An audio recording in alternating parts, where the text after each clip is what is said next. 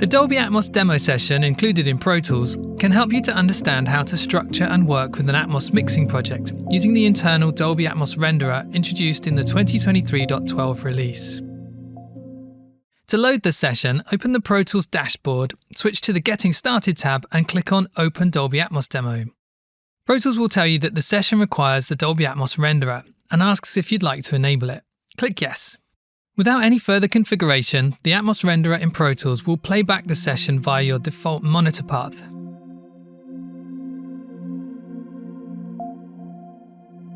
In this video, we'll show you how to listen to the Atmos demo in headphones. If you have a full Atmos speaker setup, please refer to our detailed Dolby Atmos internal renderer video. Open the I/O settings from the Setup menu. In the Outputs tab, make sure that the monitor path is assigned to the output path that feeds your headphones. The Atmos internal renderer automatically routes its output to this path. Now click the Dolby Atmos tab and check that the internal renderer is selected. The path configuration in this tab is recalled with the session, so you shouldn't need to change anything here. The demo session uses the default Dolby Atmos configuration of one 712 bed plus stereo objects, with no groups and all paths set to the mid-binaural mode.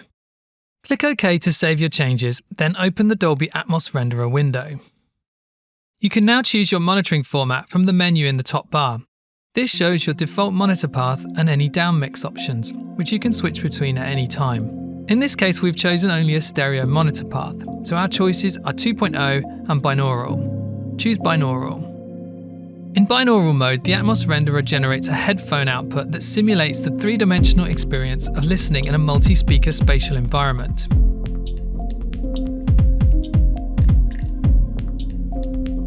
The Atmos demo session has tracks divided into a number of folders.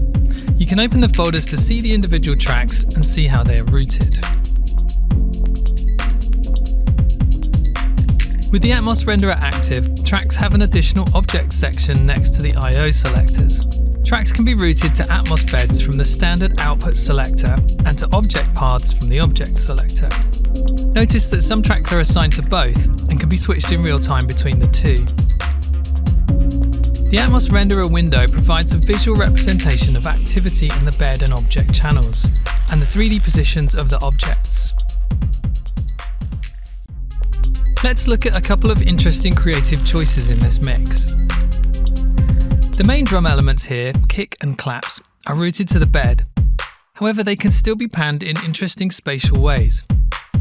The kick is placed centrally, which you can see results in the sound coming equally from left and right sides, and has a different result from a front central position. In headphones, the kick sounds like it's inside your head. The claps have been placed above the listener with one set behind. Now let's check out these synth plucks.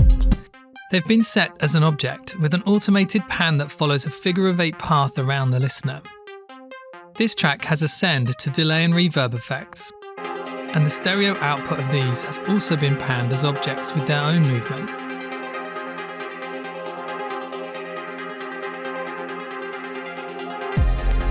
Take some time to explore the demo session to get more ideas for ways to use the Atmos format creatively. And make sure to check out our other videos and articles about mixing in Atmos at avid.com.